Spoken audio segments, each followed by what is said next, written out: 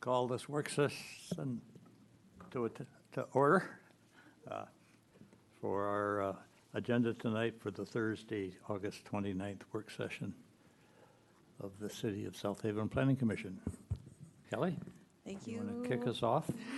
Thank you, Mr. Chair. We are here tonight to discuss the zoning ordinance and specifically the 12 or 15 items that Chairman Stegman enumerated for us after our last session. And Andy Moore is here with us tonight to work through those with us. And I will just turn it right on over to Andy so that we can make the most of our time together. Okay, thank you, Kelly. Thank you, Acting Chairman and Mr. Chairman, welcome. So we will pretty much just get started. So as Kelly said at the end of the last meeting where we had a work session, there were 12 or 13 or 14 items that were specified as just things that needed some kind of additional review or clarification or discussion, things that were brought up at the meeting that were kind of left unresolved.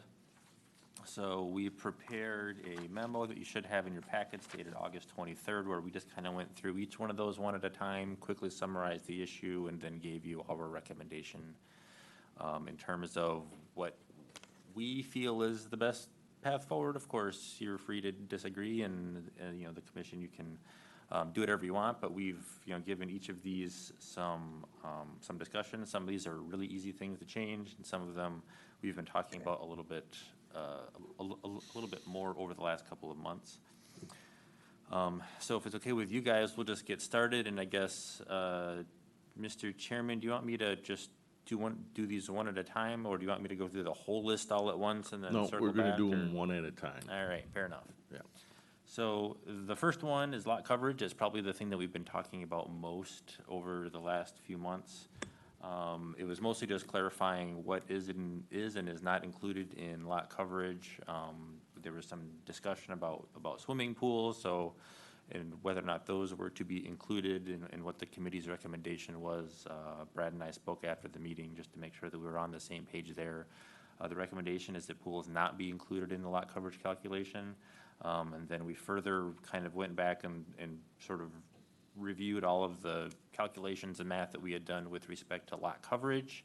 As you know, the conversation has been, so what we have proposed is to measure to the building wall instead of to the overhang. And then to make up for that difference, we're reducing the maximum lot coverage by 5%. So we end up with roughly the same size, or in many cases, slightly smaller buildings as a result of that.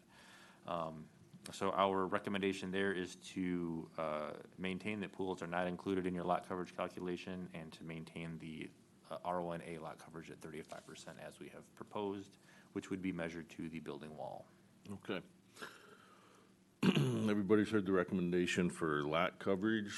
I think since it's a workshop, we can just do a straw poll.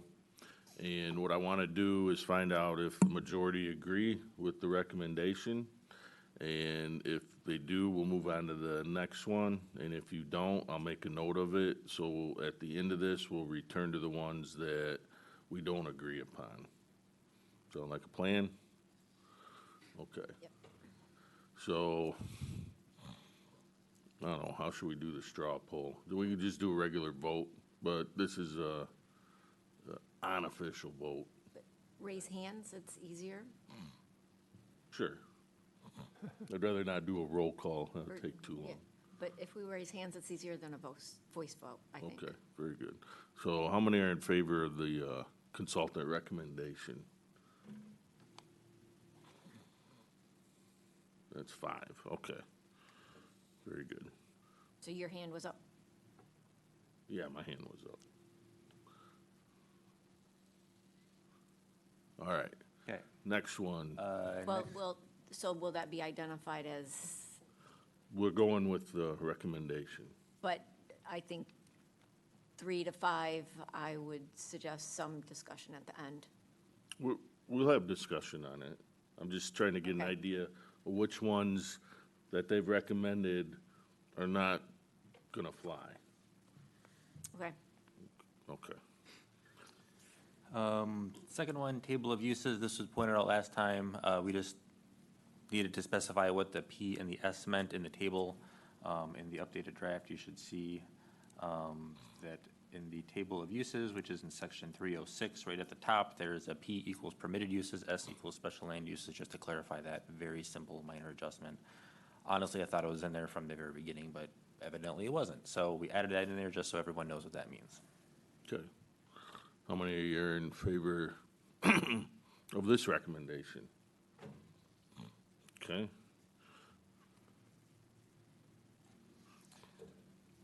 Third topic is primary versus secondary lot lines. So a couple meetings ago, it was noted that in the definition for a front lot line, we also include a reference to a secondary front. And so that comes into play when we have corner lots, right? We'll have kind of the, what we would consider to be the primary front yard, and then there's a second lot line that abuts the street. So we have a definition that includes language on how to determine what your front yard is. And the issue that comes into play sometimes there is when you have fairly small city lots and you apply 2 front yards, means 2 front yard setbacks, you're eating up a lot of lot area, and so that results in unbuildable lots, variance requests, and things of that nature. So what we did there is we are proposing to modify section 21.08, which is in your general provisions. That would include a new subsection 2, and basically what that means is that your secondary front yard is going to be 50% of your primary front yard. So if your required front yard in a district is 30 feet, on that side yard it's going to be 15. And the point of that is just to, again, allow for people to use, more of their property, reduce variance requests, and things of that nature. When it comes to actually calculating what is the primary front, that's going to be something that the zoning administrator is going to handle as the applications come in, taking into account the orientation of the house, the location of the driveway, the street address, and similar factors, kind of applying, common sense for the most part. Can you put the new figure up on the screen? 21.4?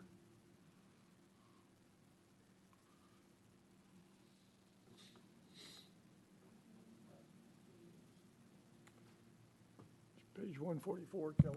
Thank you.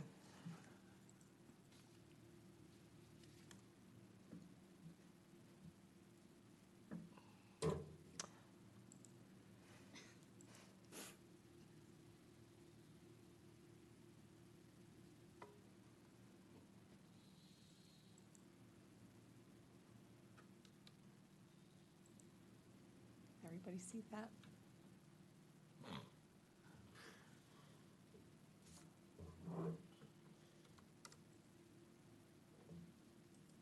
Yep, so this is added to the section that talks about allowable setback reductions. So if we have a whole bunch of buildings that have been there historically that have a reduced setback, this allows for averaging to cite a new building, and then this is another type of, what we would consider a reduction.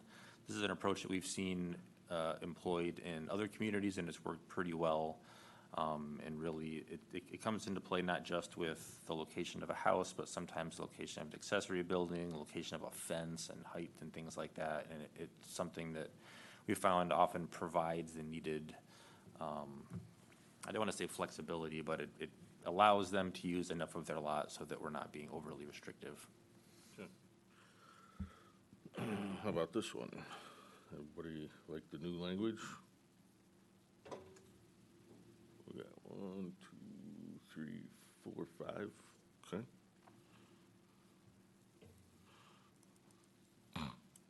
Vested rights. Vested rights. So this was discussed at the last meeting. In your current zoning ordinance, there's an Article 27 that contains language that relates to vested rights. We weren't really comfortable with it, so we just proposed that it be taken out entirely. There were some members of the Planning Commission that were resistant to that. We did run that by the city attorney. He said it's fine if you take it out, but if you want to leave it in, he added some, or sent to us some proposed language, which is included in the italicized portion in our memo here, which is basically just adding a little predicate part of that sentence. It says, apart from valid non-conforming use structure, lot, or parcel rights recognized by Michigan law and pursuant to this article, comma, nothing in this ordinance shall be interpreted, so on and so forth. So the rest of it's the same. The non-conforming rights part was what we were mostly concerned, well, what we were entirely concerned about with respect to this provision. So in our view, we're fine with it being out of the ordinance as we had originally recommended. However, if the planning commission wishes to keep that, I think this language below is better. We did propose to add that into section 2300 subsection 4, which is in your non-conforming chapter. And so that is included in the revised draft. Okay, so how do we pose the question for this one? Do you want to put this in section 2304 or not? So I guess to have nothing in there at all, who would be in favor of that? Larry? Okay, and then for substituting this in 2300.4, how many are in favor of that? 5, okay. Very good. CBD, Max Story. So this is one of a couple of instances where the committee, as we worked on the revisions to the zoning ordinance, we were looking to simplify things and just have building height measured in feet and not feet and stories. So right now, your zoning ordinance for the downtown is 45 feet or 3 stories. We had proposed to make it just 45 feet. So, again, we're generally, supportive of density downtown, in terms of residential uses, offices, commercial businesses, and so forth, because in our view, vital downtowns, active city centers have some density to them. However, this is obviously, can be a sensitive issue, so this could result in a 4-story building potentially instead of 3, which is why it's been brought up for discussion. We didn't put a recommendation in here because we hadn't really talked about it with the planning commission. So we're just sort of, I guess your options for the purpose of this meeting would be to retain the 45 stories, or I'm sorry, for 45 feet, excuse me, or 3 stories, or just keep it at 45 feet with no story limitation. And is this 45 feet a solid number, or is it 45 feet plus air conditioners and the like? Air conditioners would not be counted in the height limitation. So there's provisions in the zoning ordinance for mechanical appurtenances and minor things like that. Okay, I think we'll come back to this one later. Chairman, Yep. I'm concerned with the voting process because it's not taking into consideration our comments on the recommendation. So it's very one-sided from the consultant and doesn't take into consideration our concerns with some of the aspects not considered in the recommendation. Well, what I'm hoping to do is go through these as quickly as possible to see if this was a voting night, where we'd go, and at the end of the meeting, you can talk all you want about each one of these.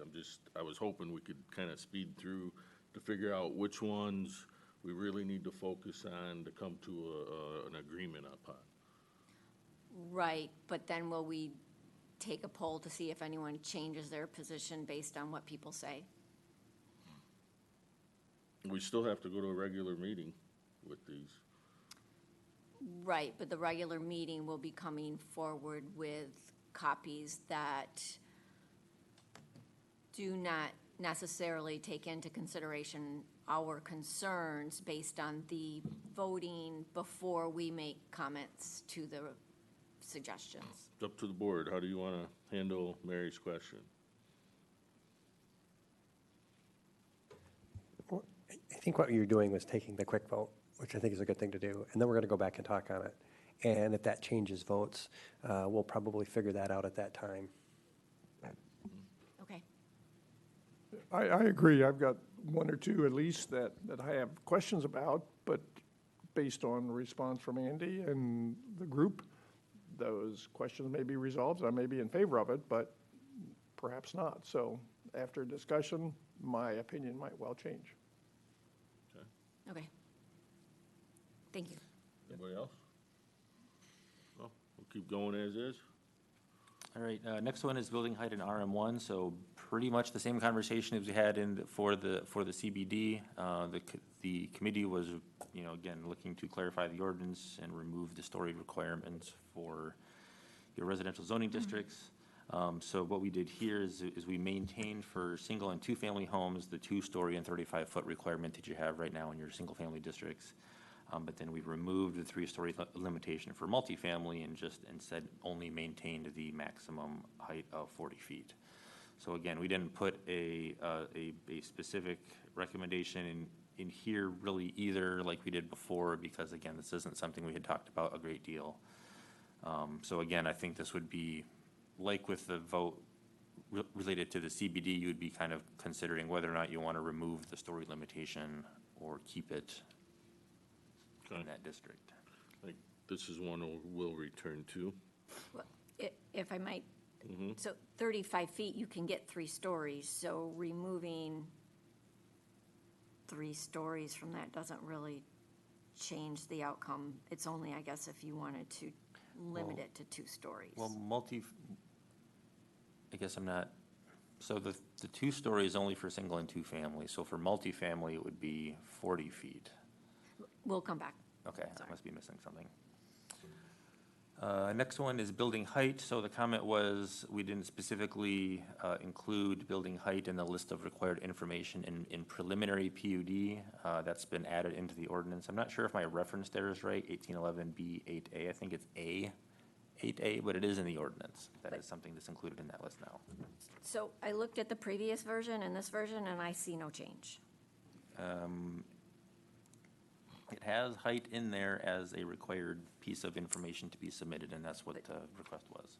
But the verbiage wasn't different, and I had raised a concern that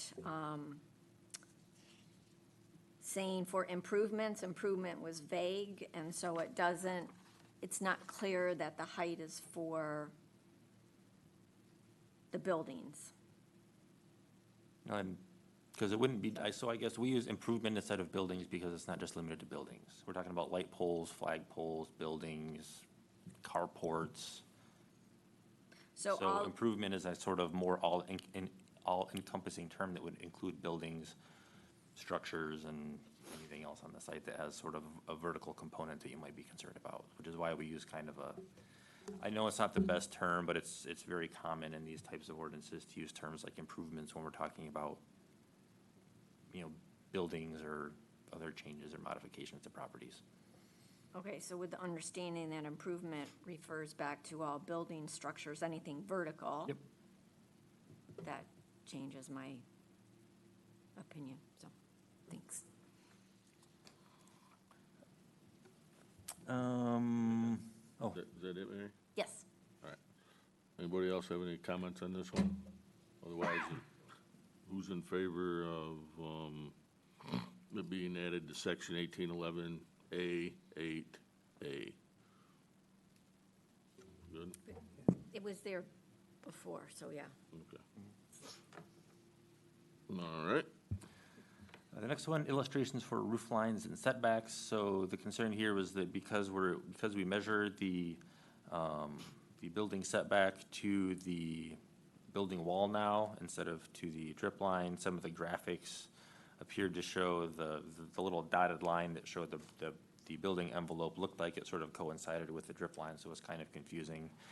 So we basically just modified each of these graphics to show the building more safely inside the building envelope and not right up to that line, just so it eliminates that as a possible source of confusion in terms of how we're measuring setbacks. Okay. So there were several graphics there that we replaced in the residential districts to address that. A question here, is that figure 2.9 you're referring to, for example, on page 43? And perhaps are there others?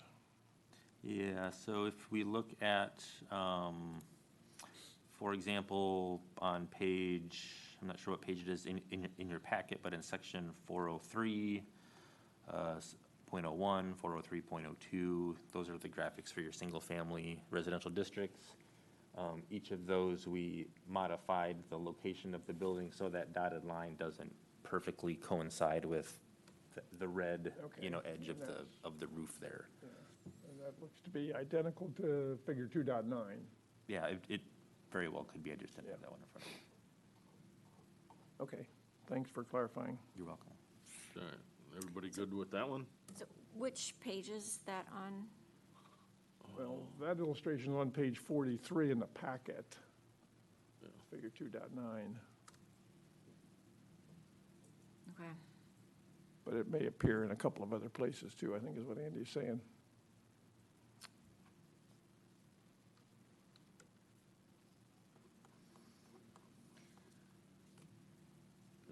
No.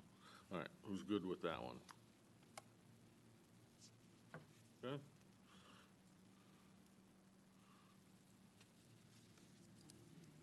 All right, next topic is, so the Okay. intent statement of section 400. Commissioner Hasley, you had sent us, or given me actually, a piece of paper with some proposed language on it for section 400. We wrote that. I made a slight adjustment that I thought might work better. You did not like it, so I moved it back. I think I got it correct. If I didn't, then I am happy to change it to what you had. I did not have, I thought I had an email from you that had the language in there, but I could not find it for the life of me. So if it's just a minor thing that we need to change, we're happy to do that. Okay, what I had requested is that the last sentence say, in all of these districts, it is the intent of this ordinance to allow development which fits the existing characteristics and patterns of development using materially consistent with material of surrounding dwellings and harmonious with adjacent dwellings. And you had changed dwellings to neighborhood, and I'm really concerned about when a new structure goes up, if it's significantly different from the surroundings, it sticks out like a sore thumb. So general reference to the neighborhood, I think, is too broad. I would like it more similar to what is immediately adjacent to the property. And that language came directly from another jurisdiction. I don't remember if it was Covert, got it during a workshop from somebody participating. Is this one we want to come back to? I would think so. Yeah. Okay. Home occupations. All right, so there was, so there were, I think, some just kind of general concerns brought forward. So in your current ordinance, there are, home occupations are regulated there's language in the residential district chapter that has a bunch of stuff in there about home occupations. Some of that we weren't comfortable with, most specifically, requiring a special land use permit for home occupation is something that we would not recommend.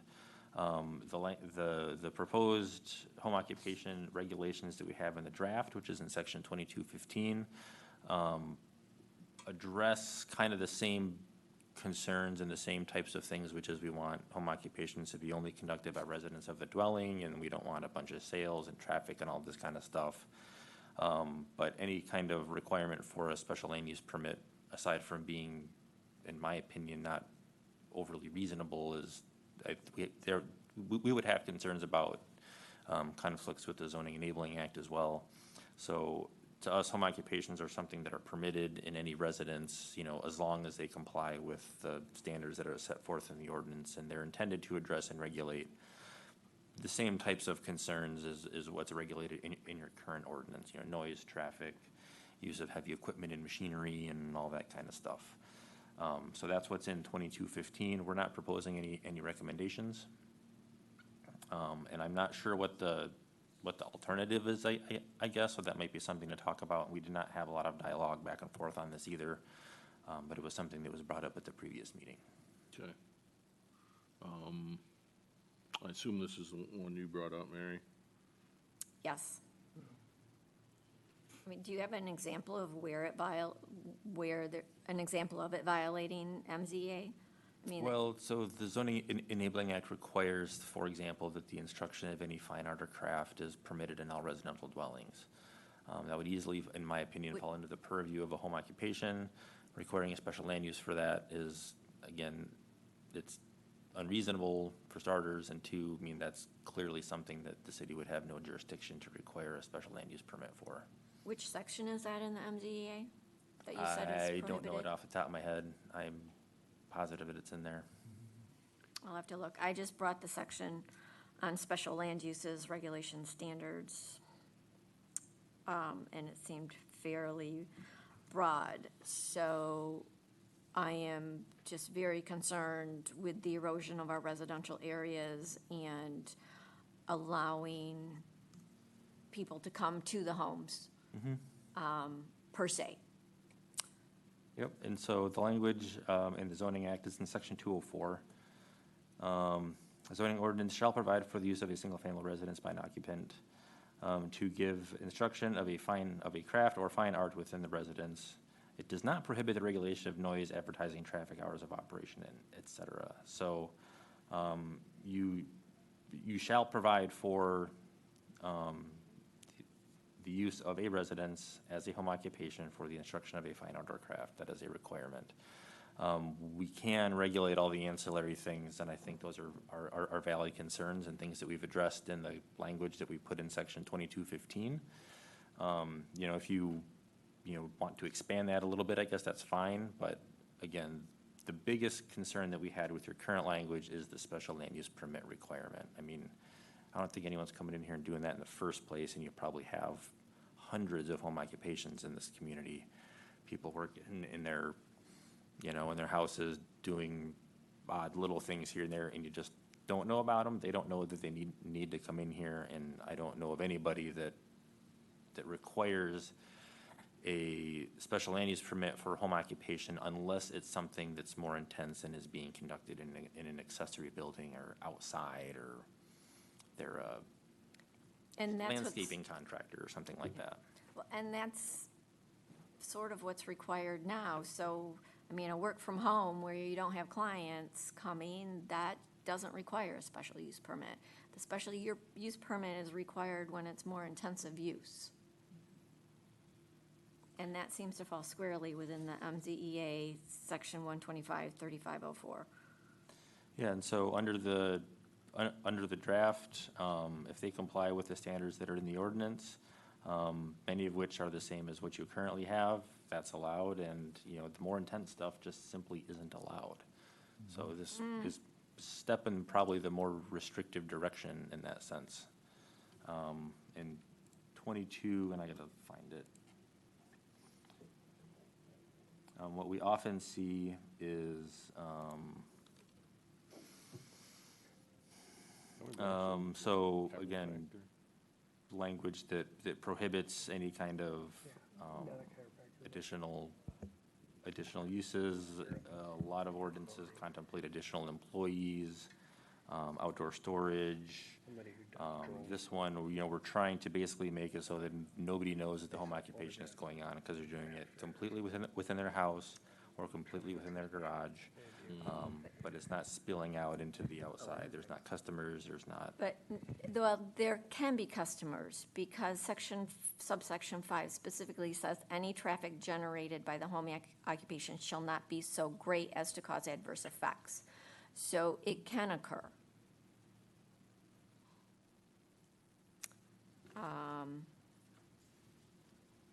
And that is my concern, is that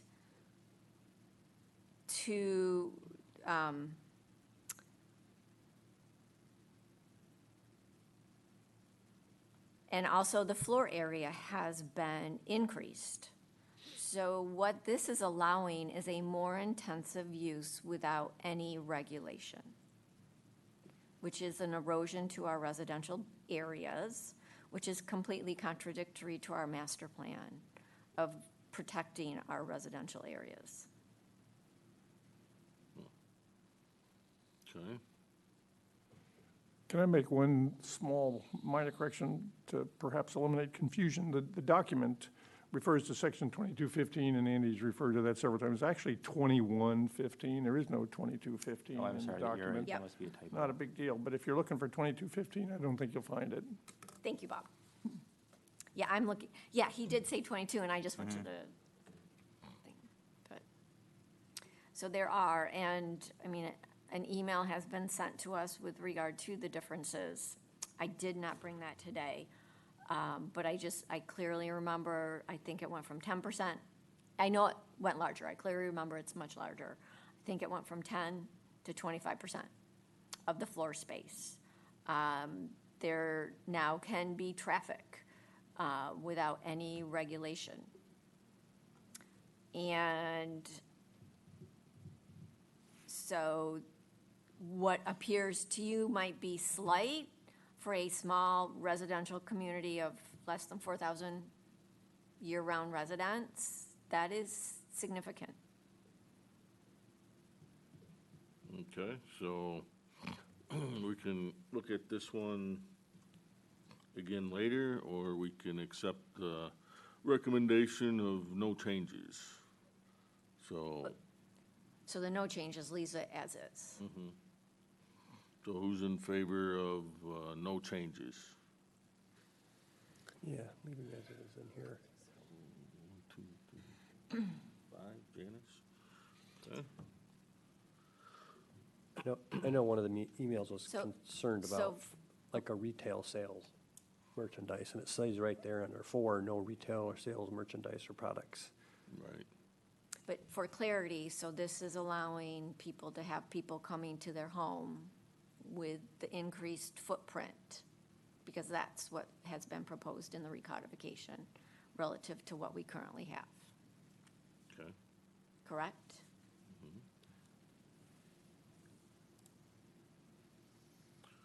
All right. Clear vision corners. Yep, so this section, there are a couple of things that have evolved here. So one of them is that the graphic for clear vision corners from how the committee had originally proposed it actually had been modified to be measured from the edge of the street instead of the edge of the right-of-way. And then I think more significantly is there was some question about what it does and kind of what the effect is and what it's intending to do and what it's proposing to do and how it's supposed to work is to prohibit the placement of any kind of structure greater than 30 inches in height within that clear vision area. This is one where, and I have no idea what happened, but the subsection 4 that I reference in my memo is for some reason not in the PDF that you guys have. But it's right here in my Word document, so I can't explain it. But what I can do is I'm just gonna read what it says. And it says, no plantings, structures, landscaping materials, or other obstructions 30 inches or greater in height shall be placed within the triangular areas described in sections 2-3 above.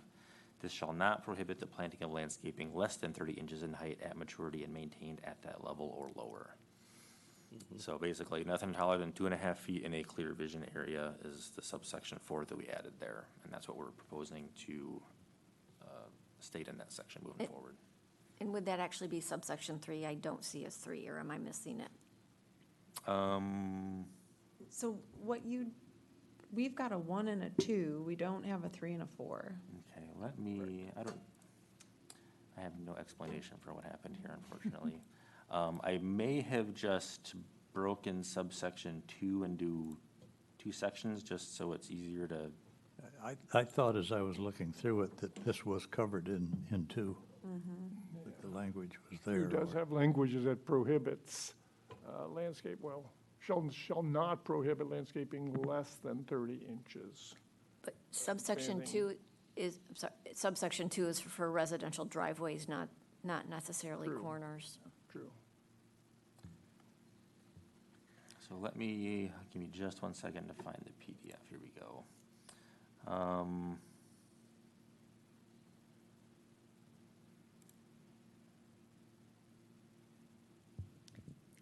And in the original, it has a subsection 2 that applies to Yeah. all of them that talks about the 30 inches. And what appears to have happened is that that got incorporated into number 2 for residential driveways, but then that left the clear vision corner without that issue addressed.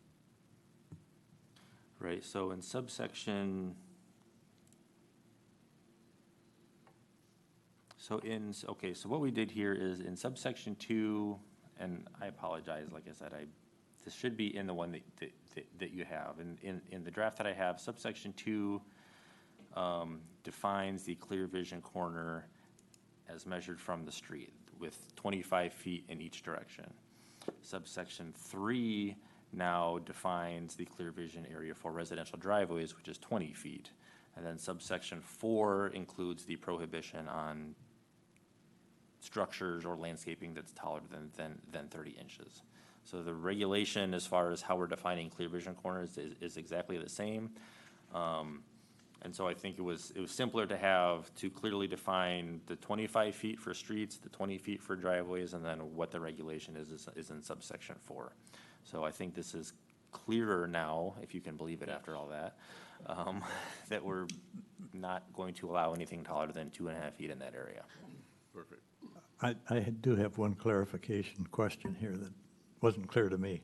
The edge of the roadway, is that the edge of the traveled lane or the edge of the parking lane? It'd be edge of pavement. So. Well, it's paved all the way to the curb. So if it's It'd be the parking. it would be from the curb then. Yeah, okay. And then I mean, although I really like that figure 2110, we're missing the 20 feet. That's the clear vision corners. Do we have like a clear vision? I noticed they talked about clear vision areas. Oh, I'm what page am I? 158, Kelly. 158? Yeah, Sorry that about is, that. 20 Yeah, feet 21 refers to the driveway, yeah, on the far right of that figure has the driveway. right? Yeah. That's the But 20 feet. that was, just for clarification, these are great graphics. It may be throwing the 20 feet Oh, there's there. the actual dimension on there? Yeah, just the okay. dimension. Sure. And then now the other thing, and this brings up a point, this is a great graphic, but where we may see this kind of issue, and I don't know where the 25 feet come up from, but I do know, like, there's some people that have hedges right on their, right next to their sidewalk, and they're, maybe, they're quite high, 5 to 6 feet kind of hedges.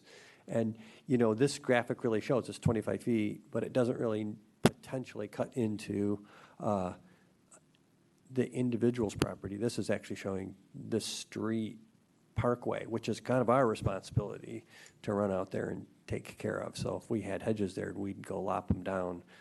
I know it's a nit, but it's just one of these things to think about is people are going to look at that and go, oh, it doesn't affect me, when potentially it really could.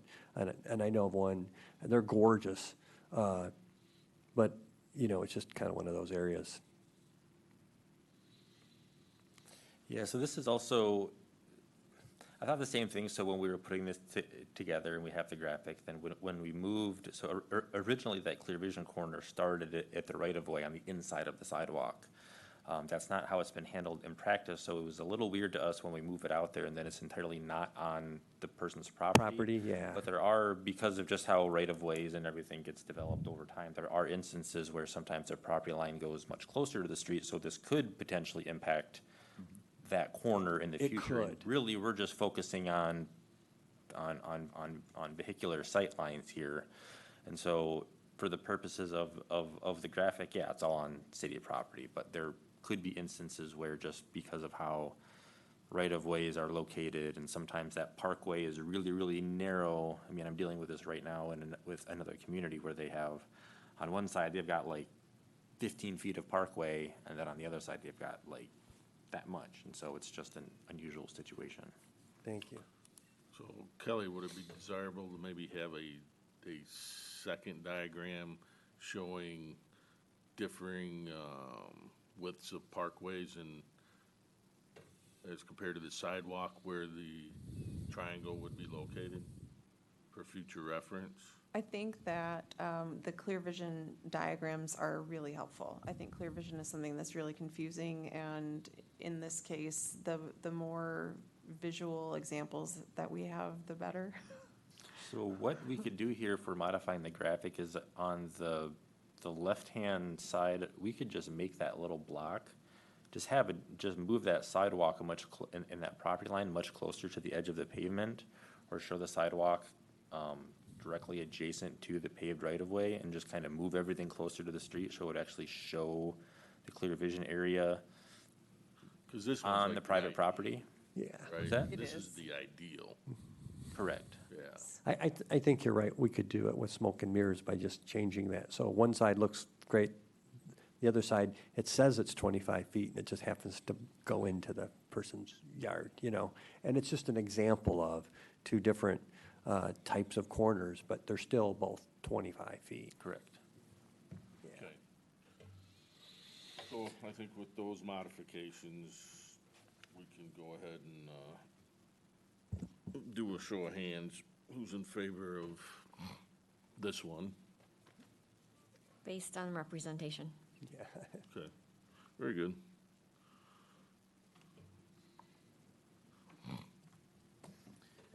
Signs. All right, signs. I have too many documents open here. So there was some discussion about defining what is a permanent sign, add some provisions to limit the duration for temporary signs. This was something where, you know, we're not necessarily opposed to those changes, but it's our understanding that this was something that staff was gonna tackle maybe along with a few other kind of minor modifications to the sign chapter once this was done. When we looked at this with the committee last year, the sign ordinance had just been adopted not too far before that, so we weren't inclined to make changes. So the sign language is pretty much the exact same as what you have now. And in talking about it, we felt it was best if you have 2 or 3 or 4 things that you need to deal with signs, that we sort of defer that until something that happens after the ordinance is complete. Part of that reason is just because signs are possibly the most difficult thing to regulate in zoning, because there's just, it's constantly, everything's evolving and changing, and everyone's trying to get around your regulations. And so, in the interest of getting this thing done and adopted and sort of moving on, our suggestion is to basically defer and not make any changes right now. Okay, who's in favor of deferment? 1, 2, 3, 4. Okay. Very good. Regulatory ordinance.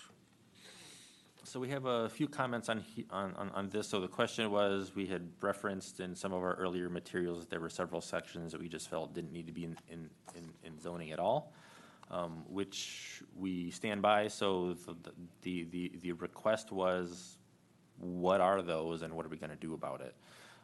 And so we have kind of made some kind of comments here. So so on land divisions, I don't know that you even need an ordinance on those. I mean, most of my clients that deal with land divisions just follow the act, and they don't usually have a separate land division ordinance. Some do, but that would be a standalone ordinance that does not require any involvement in zoning other than the zoning administrator and the assessor reviewing a proposed division or combination or whatever to ensure that it complies with your zoning ordinance. Regulations related to raising buildings should be a police power ordinance and not something that's in zoning, in my opinion. Requirements for public streets, I think, is something that should be adopted separately as a set of standards and specifications by the city engineer. That might be something that you have already, I'm not sure. But again, zoning regulates private property, not public property. You know, in zoning, we don't regulate traffic signals and all this other stuff. So this is something that, again, because they're public street standards, I would recommend they be removed from the zoning ordinance and adopted as a separate set of standards and specifications by the city. The keeping of animals is already regulated in a separate police power ordinance presently, so it's not necessary to do so in zoning, although it is common. You guys don't have, you don't need to duplicate what you already have in zoning. And then for condominium projects, those would require a site plan review still. If someone comes in with a site condominium, and if all of their, proposed site condominium lots are consistent with the underlying zoning, there's still a site plan review process in there. The other requirements in there about monuments and all that are required by the Condominium Act. And so, to us, it's not, I didn't think that we needed a separate section to deal with condominiums, and we already have the regulations addressed elsewhere in the zoning ordinance. So, in our opinion, I don't think that we needed to put anything back into zoning. It is something that, staff and the city attorney should review, and if they need to draft a police power ordinance to address some of these issues and have it adopted at the same time as a zoning ordinance by city council, that's totally fine and would be recommended for anything they feel is appropriate. But again, these are things that I don't think need to be in your zoning ordinance. Okay. So how I'm gonna do this one, we have 5 bullet points. I'm just gonna ask you if you agree with his recommendation that it be removed, or if we should consider keeping it in. So the first one is the land division. How many are in favor of removing it? Okay. Regulations related to raising buildings, razzing buildings. Other direction. Yeah. I'm good if it gets put in the police power in regulatory, Okay. as recommended. Public street standards. Okay. Animals. Did we spend a lot of time on the number of chickens? Condominium projects.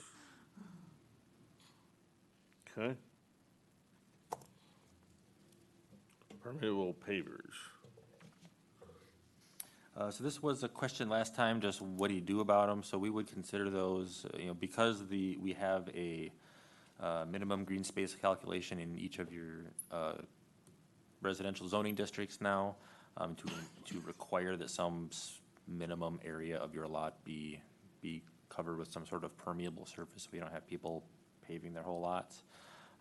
Because permeable pavers would be pervious, we would be inclined to include those in, that minimum green space calculation. So, we're not proposing any changes to the ordinance, and this is just more of a, I guess, how we would interpret the regulation is that if you have a permeable paver that's allowing water to percolate into the ground, that's not something that we would include as a, lot coverage or something. So if they had those, all over their backyard, but they were letting water through, that would be acceptable. Okay. How many are in Question favor? there, Yeah. currently, I think there's no, the ordinance is silent on this topic. Correct. Am I correct? Yeah, and so the So challenge do is, we need to add something so it's clear that they are to be considered permeable or not? so we could, for the purposes of the zoning ordinance, yeah, we could add something in maybe the definition of, so our definition of green space, I think, covers it, so it doesn't mention permeable pavers specifically. But it does, let me get it in front of me here so I don't speak out of line. So green space is defined as an area of a lot that is covered by a permeable surface. And so we could add, including but not limited to, permeable pavers, landscaping, et cetera, if that's something that would clarify it for you. I But think that would add some clarity and would be worth, I think the Would it- definition of the word permeable should be sufficient. Is there any misunderstanding as what permeable is? And we ask for a permeable surface, and this is a permeable material. That seems sufficient to me. Yeah, my bigger concern for that is, especially if they're looking at driveway permeable material that is crushed rock, which is very dusty and goes into the road during plowing season. And then you're going to have to But put a long list of But materials. that would, I Yeah. think that would actually fall more under Dust control. acceptable parking cover. So I don't think it would fall under green space per se, for the purpose of what the concern is. I would agree, and to address your concern, I think in driveways, I gotta find it, we have, to- we do have language that addresses dust and gravel Yeah. driveways and things like that, so it's not something that Yeah. is left And- untouched in here. And also, another way to think about it with permeable is if things change, then we don't have to change the definition. It would advance with technology change. So I'm saying leave it as is, Yeah. leave it simpler.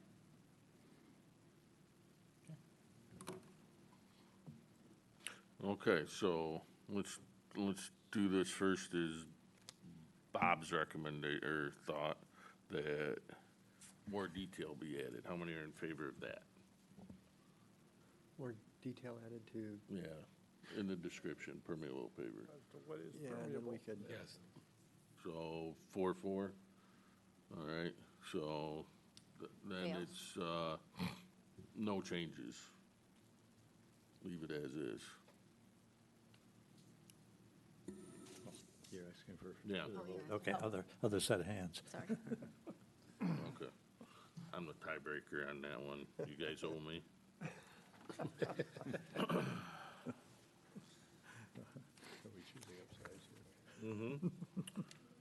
Yep. Okay, I think that concludes going through the list for the first time, correct? Yes. Okay. Let's bounce back to number 5, which is Central Business District.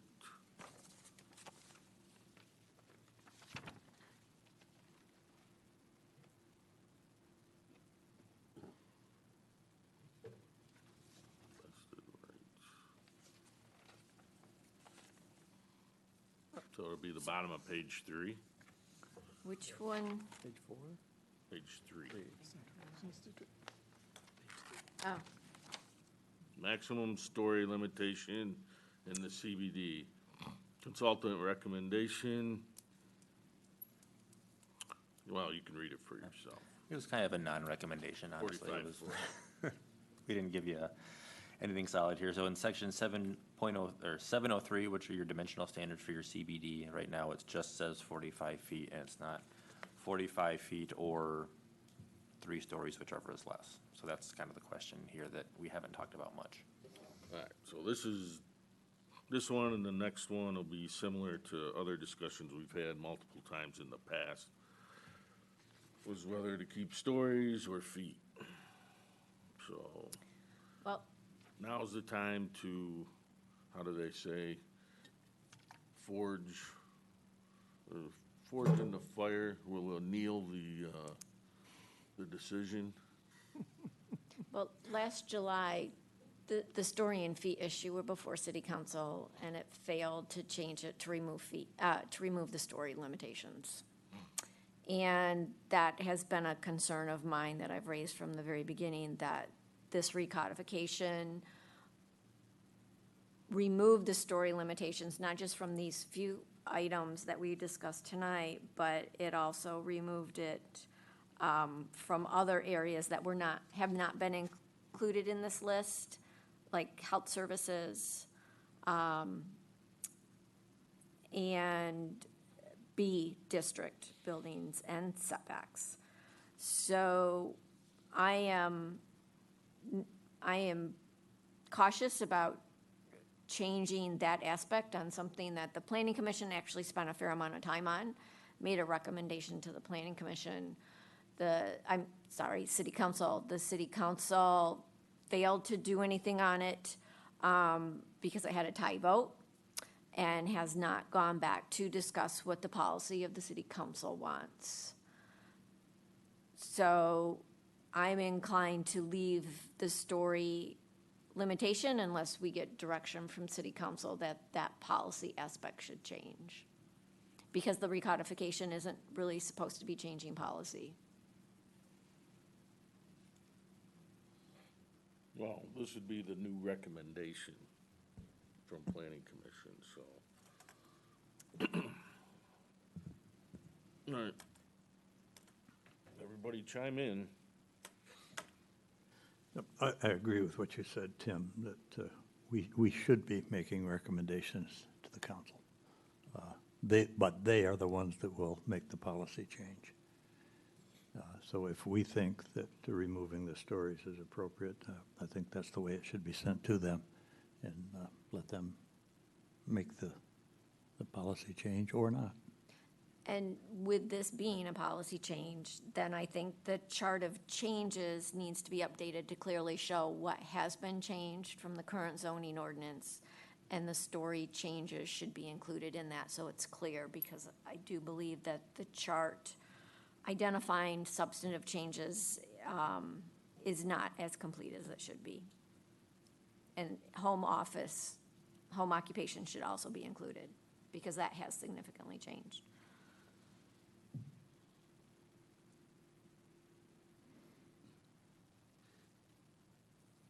Anything on this end? I agree with Mary. Okay. I'm in favor of a simple height limitation in feet, and stories is an arbitrary thing. I'd just stick with 45 feet. And I concur too, and let the designers come up with what they come up with, because, I mean, it may be 4 stories, and one of them is parking.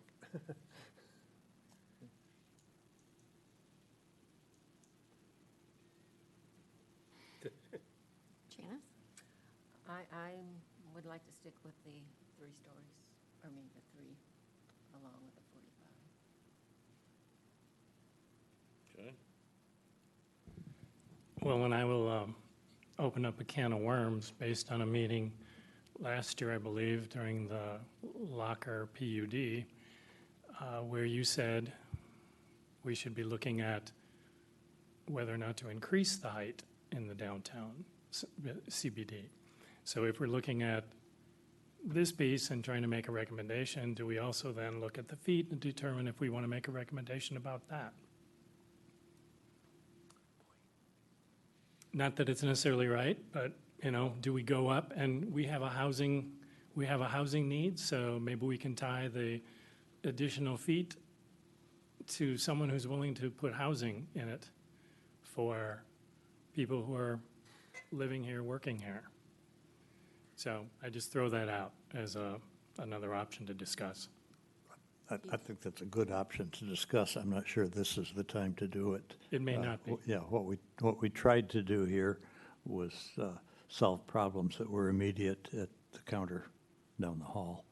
And that goes well beyond that instruction that was given to the consultant and to the steering committee. As Andy has already mentioned, we want to complete this project sooner rather than later.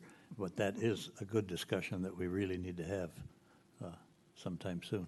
And can we have that independent of something coming from the city council, given this is the planning commission, where we should be proactive in trying to incorporate the policies of our master plan and sending them to city council to then determine what to do? Mm-hmm. Because it seems that we often are just reacting to what the council is asking us to do, whereas we should be proactive. I agree. I like the thoughts of the potential other discussion, because I think the same thing. We've done Locker, we've kind of opened, potential that maybe we could just put an asterisk or an addendum to our recommendations to here's some areas that maybe we could work on in the future that we didn't want to put in this codification. So hopefully they could throw that back to us, and we could be proactive. Well, that topic's its own public hearing. Yes. That's the difference. Yeah. All right, so I got an idea where we're at on that for now. So let's see if we can get anywhere with 6. The building height, RM1.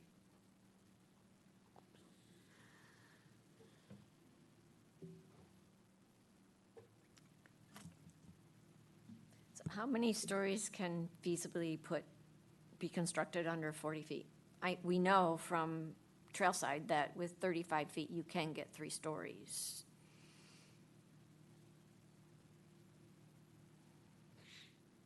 least if you're backed up to a berm for an average height.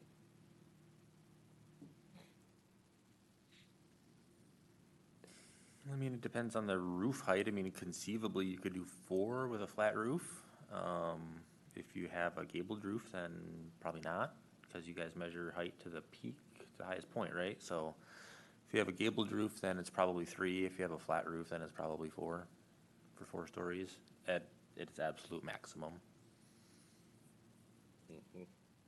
And I just like the feet, the 35 or the 40, and not restricting it to stories. You know, after having Ryan Kilpatrick tell us we have to rethink what housing is in our city, and I've been up and down. I know that we got an email with the number of empty lots. There's so many double lots that are just kind of sitting there that could have additional housing on them. It's crazy, and I think that's where Ryan is having us. We really need to think outside the norm of what a duplex, a triplex, a quad looks like and could be. So especially in an RM1, you know, that's a multifamily, 40 feet, you know, bring us a project. Well, with the PUD, everything is up for negotiation, so it's basically like we don't have a zoning ordinance because everything can be waived.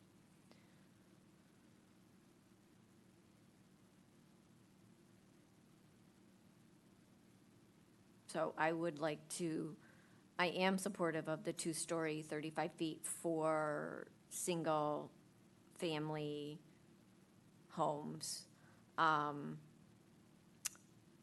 I think if they're willing to do a 2-family home, if it fits in, I'm not as convinced a 2-story limitation. I believe a 2-story limitation would deter that. I do like the 40 feet, 3 stories, just because our surrounding neighborhoods are two stories. So having anything much taller is just not in character with the surrounding neighborhoods. And our master plan is trying to preserve the character and charm of our surrounding neighborhoods. I appreciate the need for housing, but Ryan also showed us lots of options that make it fit in with the surrounding character. They don't all have to be 4, 5, 6-story buildings. Anyone else?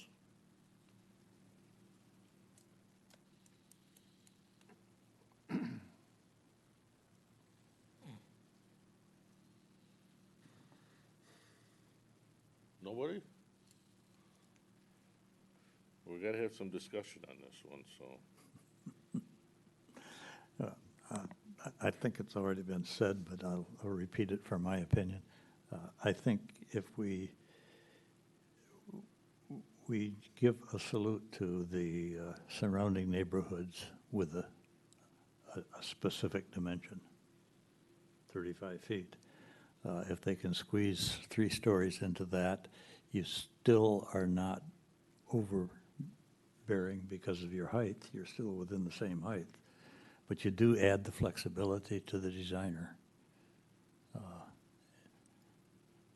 And I think we need to be looking forward in putting the flexibility into our ordinance right now is an opportune time. And eliminating the story restriction, I think, would be a good move at this point. I totally agree with that, Larry, totally agree. So the main question we're looking at right here is whether or not to eliminate the story, correct? Yes. Nothing with the height. Everybody's okay with 35 and 40? Yes. Yes. Okay.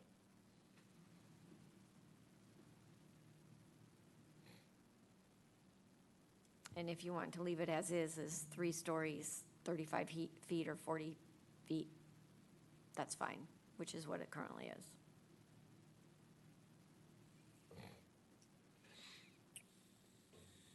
could support that.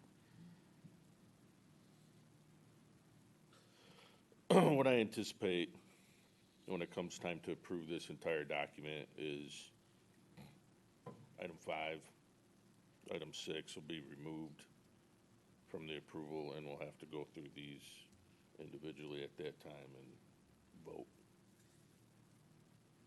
And in addition to those, I mean, the health services and the business, also for business districts, have story limitations, which have been omitted. And in fact, for B1, even the front yard setback. Now, from my discussion with Kelly, there may or may not be a typographical error, but it went from 10 feet to 0 feet. Well, right now, we're dealing with the questions that the commission brought up regarding what language was being used. And now we're solidifying where we think we need to be on those.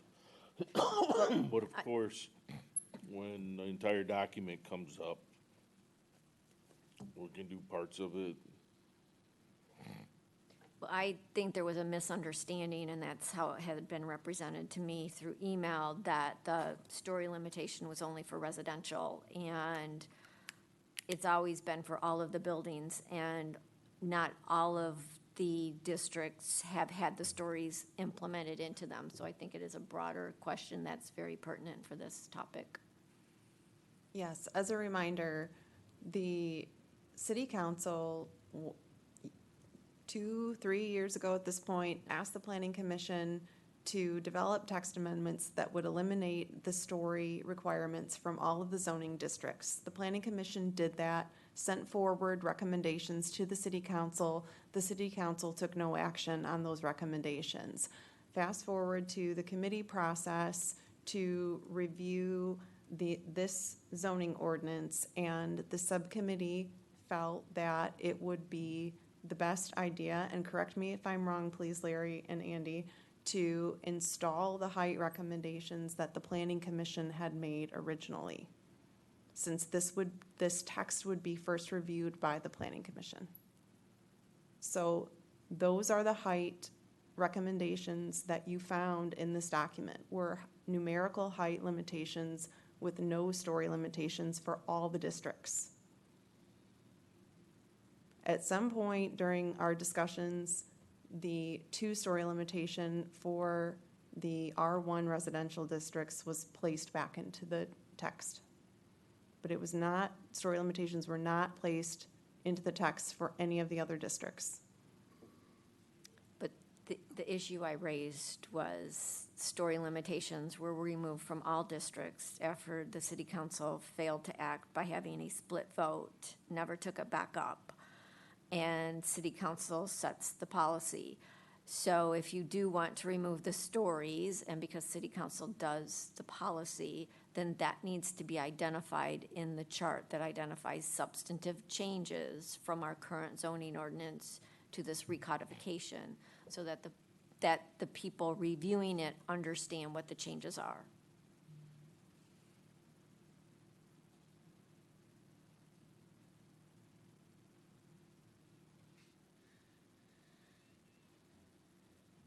Any other thoughts? It would be helpful if we could have majority input so that we know what text to bring you next. Well, I think this is gonna be one we're gonna debate the night of and do a vote on. I don't think we'll be able to do it before then. Sure, but I need to let Andy know what to give you for October 3rd, Well, the it'll public be Very hearing. helpful if you can It'll provide be it. a matter, it'll be a simple matter of whether to strike or not. I don't think you have to change the text. So for now, we'll leave the text as it's proposed in the draft for the CBD and the RM1, and then, And all the other districts that did not have the stories added. so we added the story limitation to R1 and R2, and it's not listed in the others. But again, as. We can update the chart, that's not Yeah. a problem. So what you're saying is you'd like to add it back in? No, I'm saying that if it's not added back in, the chart showing substantive changes from the current zoning ordinance to this recodification needs to be updated with those substantive changes. Okay. So just for clarification, the debate on CBD and RM1 will happen before or after the October 3rd hearing? It'll have to be during, when we have the meeting to approve the document. Which will be obviously after the October, okay. Yeah. And for example, I would expect like this one, somebody make a motion to, we'll pull that section out, make a motion to, somebody will make a motion to approve as is, and somebody may want to amend it and say, yeah, but I'd like to strike 3 stories. And that's probably the only way we can go about it and get anywhere. Would you accept that motion tonight? No, because this is a workshop. Oh, that's true, yeah. Sorry. That's why it's a straw poll, and hopefully everybody's being honest in how they consider each of these items. Otherwise, it's gonna be a very long night. We're here. No, I Mary, mean, when it comes time to approve it for permanently. Can I ask a question? I might be the only one, and Mary, you made several references to a chart or table of substantive changes, which I agree is really important. I don't know where that is. So it's not a chart per se, it's a list of 25 items that was, I believe, in the June 6th workshop agenda packet. I Okay. keep saying chart, it's not a chart, like a Okay, but a list of the table. of the It's items. a list of 25 items. Okay, I'll have to go back and revisit that. Thank you. Yep. Okay, number 9, intent statement.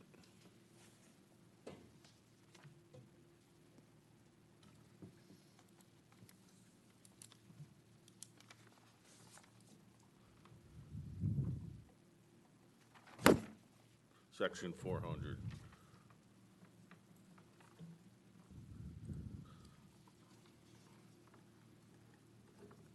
So, Page 57 in the packet, if you want to go there. so what was the language you wanted to add, Mary? So what was added was that last sentence in the second paragraph of 400. And what I had recommended was, in all of these districts, it is the intent of this ordinance to allow development which fits the existing characteristics and patterns of development using materially consistent with material that surrounding dwellings and harmonious with adjacent dwellings. So- Okay, so this is one, for as long as I've been on city council and planning commission, gets bounced back and forth all the time. One, we don't have a historic district. And it's hard to subjugate anybody, because we've even had people say, wow, my neighbor's painting his house a certain color, I don't like that color, can you stop him? And you really can't, so that's a tough one to say what the characteristic of the surrounding homes are, because some are Victorian, some are, you name the period of building and they're all there. There's a Sears and Roebuck house down the road from me. It was ordered out of a Right. catalog. But, And right next to it, there's brand new Cape Cod. right, so I think Cape Cod does fit in. I think, is it Norwegian, Scandinavian, what is the newest? The 456 Maple. The builder would call it Scandinavian. Scandinavian. Yeah. But again, there's a rock on the corner over by St. Basil's that said, here stood the first house, and looking at our historical documents, first house was a log cabin. Right, and I don't think Scandinavian would hit the log cabin either, so that's what But it was proper at one time. I think it might help me anyway, if we could get an example of how we could apply that to say, you can't build that. Do you have an example in town of a home that you felt like shouldn't be built? well, like I said, the 456 Maple definitely sticks out. And if you look at aerial views of South Haven, it definitely sticks out. It is uncharacteristic of all the homes around it. There is also a Scandinavian over near Black River Road, Street, whatever. And that blends in more because it's less dense. The townhomes are right there that are less, house-shaped, being townhomes. There is a terminology, which is escaping me, Andy, for types of construction, or do you remember, Mike, from your planning? It's a type of zoning, Form-based. form-based zoning, thank you. Yeah. And form-based zoning is for that purpose, but it's much more labor-intensive. Yeah, so one, I guess, comment I have with respect to the discussion on the intent statement is that if we change, so I mean, we can change this to say whatever the planning commission's comfortable with, that's fine. But understand that, like, if we change this to say, instead of surrounding neighborhoods, we say surrounding buildings, that's not necessarily going to give, Kelly the authority to deny a permit for a house because it doesn't necessarily match the house next to it. Because we don't have form standards in the zoning ordinance that say your roof pitch must be this, and your materials must be this, and your color and facade must be this, that, and the other thing. What this does is that when the planning commission is making discretionary decisions on PUDs, on site plans, on special land uses, on something else that's in the ordinance, or when the zoning board of appeals is looking at a variance, or city council is looking at a PUD, and then you're going through your approval standards, and your approval standards say that is the development consistent with the, intent and purpose of the zoning district or the zoning ordinance. That's something then when we as planners go back to the intent statement, if the ordinance has one, then we'll read through it and sort of make a determination or an interpretation or judgment, whatever you want to call it. And say, yes, this type of development generally does or does not fit in with what the district is intending to accomplish here. So I want to be a little careful, not give you the impression that just because we changed it to say what we're looking for, that all of a sudden we're going to be able to eliminate certain colors or certain architectural styles or certain whatever. If you wanted to go down that road, that's fine, but again, that's a whole separate process where we're looking at adopting much more stringent form-based standards in all of your districts, and that's certainly not what we've proposed here. Right. So that's the question. Does this board want to go down that road? The road of? Form-based. Form-based. Oh, form-based. I don't know necessarily, I don't know all the ins and outs about, I'm familiar with form-based, but I don't know the whole procedure piece to that and how complicated it gets. However, I do want to say that we had to make this decision when it was next to the Masonic Temple, when we gave permission to build that apartments and retail below. And that was very helpful in at least persuading the builder to consider the type of construction material that he's using. So the edifice was not all black. He did put in some bricks in the front, and he added some things that made it blend in better with that whole street. Otherwise, it would have been a Norwegian-looking place. That is a good example because actually the Verano Place one, which is just around the corner on Eagle, was held to a much higher standard and had to be 100% brick, where we dropped a lot of the requirement and only required a portion. So that's already changed from what it used to be 15 years ago. Yeah, and I'm pleased. Every time we walk by there, I think, gee, this building could have looked much different if we, as a planning commission, hadn't asked those questions. And I think even though it has that modern appeal, it still fits into that block very nicely.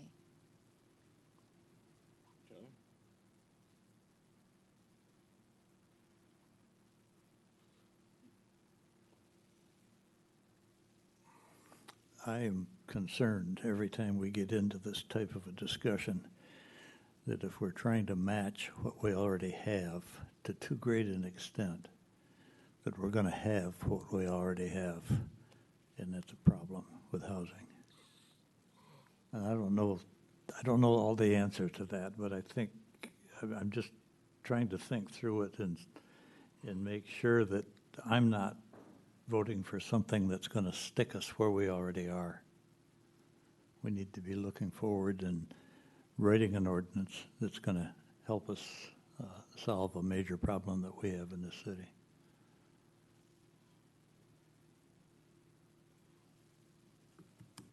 I think something you can consider, look at like theme parks, where you go to them and there's Western Town and Space Town, and that's where they really, the buildings in those areas are very specific design.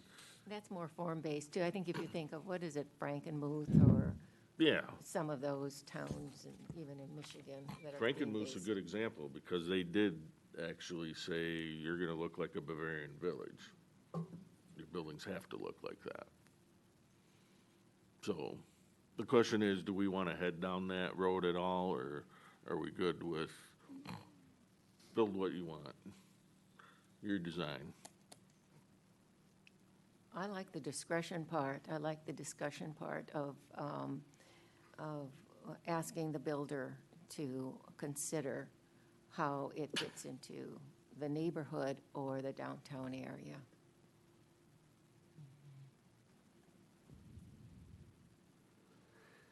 And is that different than what's there now?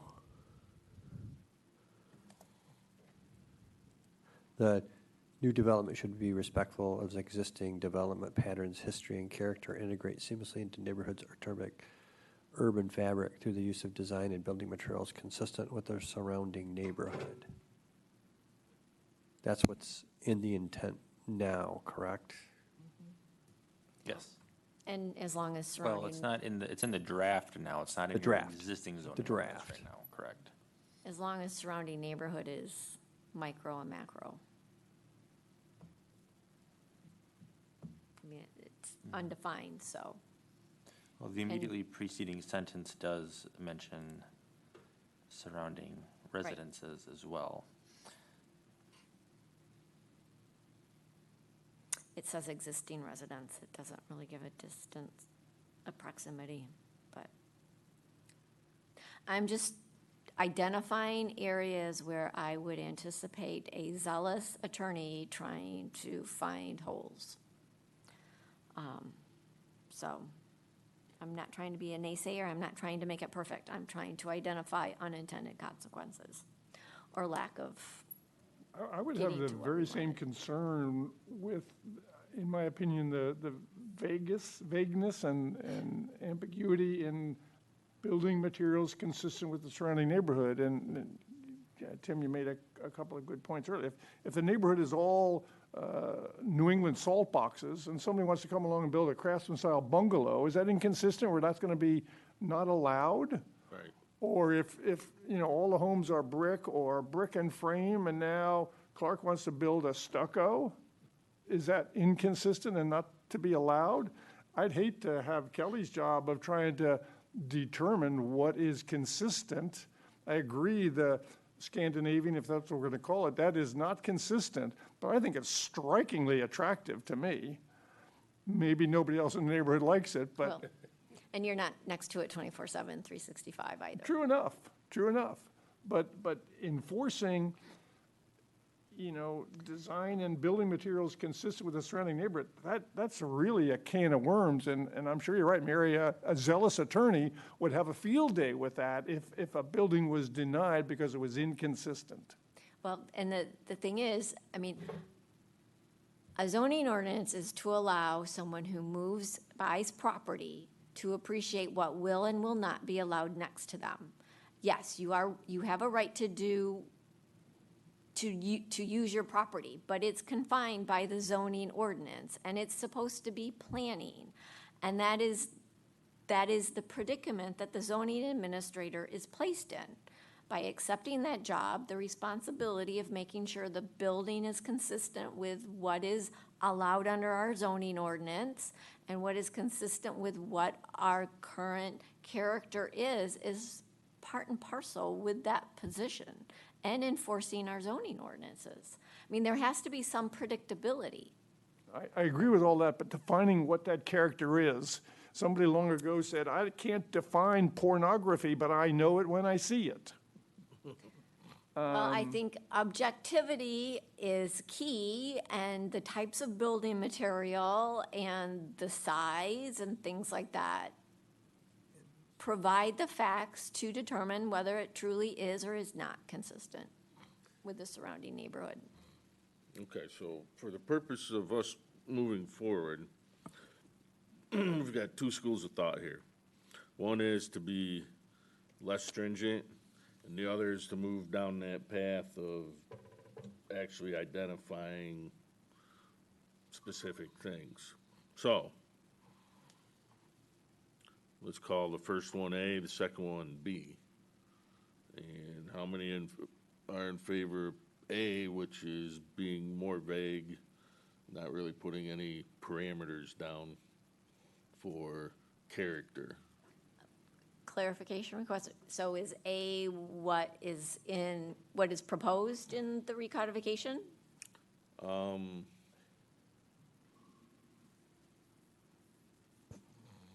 No, I think what's in there now is more, detailed than what it needs to be. Okay. So include or Less exclude detail that? or more detail? And if it's more if this group decides more detail, then we're gonna have to have a meeting to discuss the form-based program. Well, I think may I propose that at this stage, we either approve inclusion of that last sentence or striking that last sentence? Starting with what word, Mary? That last sentence of that second paragraph of section 400. No, I got it. Thank you. New development? Nope. All right.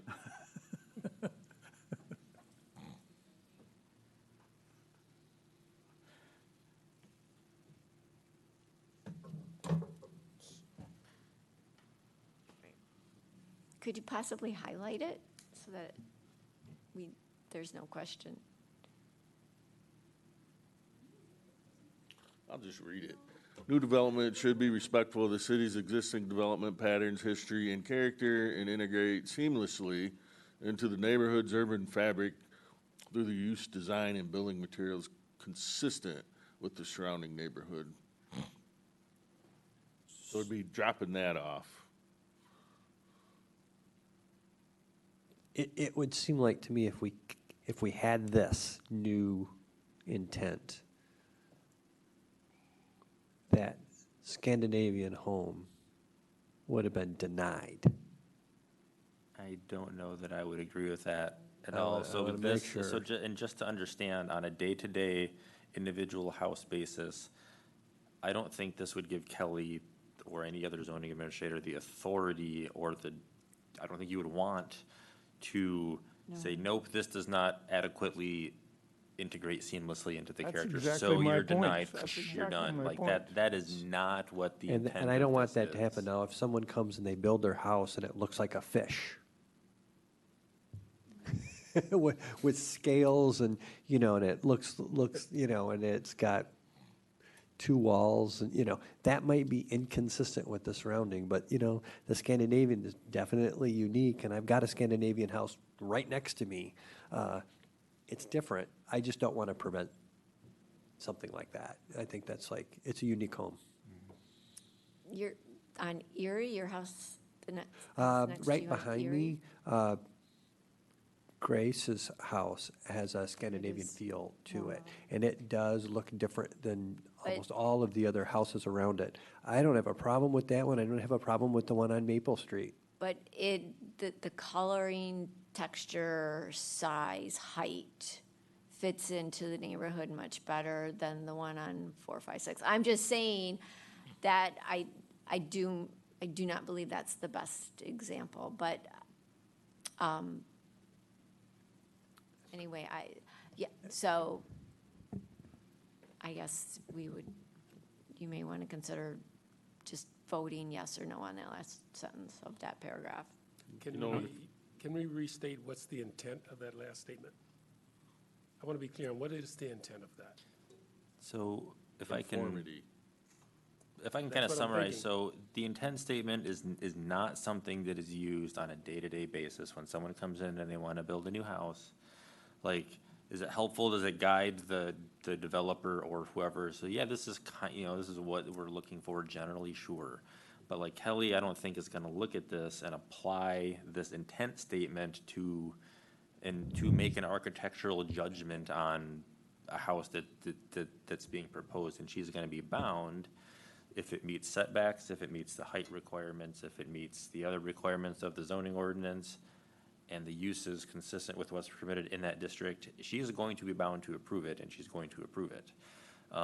Where this comes into play is with larger scale stuff, when we have specific standards in zoning for site plan reviews or for PUDs or for special uses, where we have specific approval standards that say the planning commission shall consider or the planning commission shall find that this is consistent with the purpose and intent of this ordinance or this district.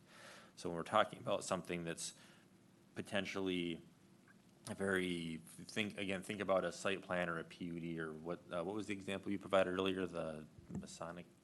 Oh, next to the Masonic. Yeah, Oh, it so was multifamily housing Yeah, next so to like the whatever that was, temple, yeah. that's something where because you're the planning commission and you're making a more discretionary decision on something, you can say, is this consistent with what we want for this district? And that's where this kind of a sentence can come into play, because then with this in here, this probably gives the planning commission a little bit more authority to say no, because your colors are, not consistent and your architecture is not something that we like and blah, blah, blah. And you can tell the developer to go back and do something different and better. And it sounds like you've done that in the past.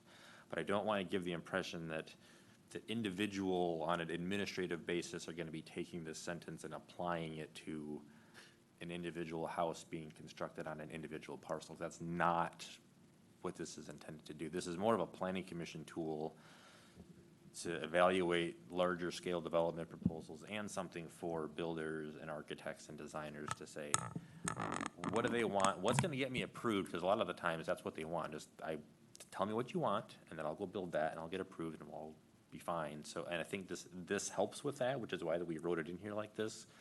And I put it in here like this because I wanted to sort of get to where Mary was going with that statement, but allow maybe a little more flexibility, in terms of not being necessarily tied to like the house next door, but let's look at what the overall neighborhood is in terms of design and character and all that kind of stuff. What it does for me, I think, is it guides the developer, and we do want to maintain the character of our downtown in particular and our neighborhoods, but it also then gives room for discussion. Sure. And I look at it as being the introduction to Article 4. So every section below that should support the intent. And when we, as a planning commission, want to amend Article 4, we should first be reading that intent statement to make sure that what we're trying to amend is consistent with the intent.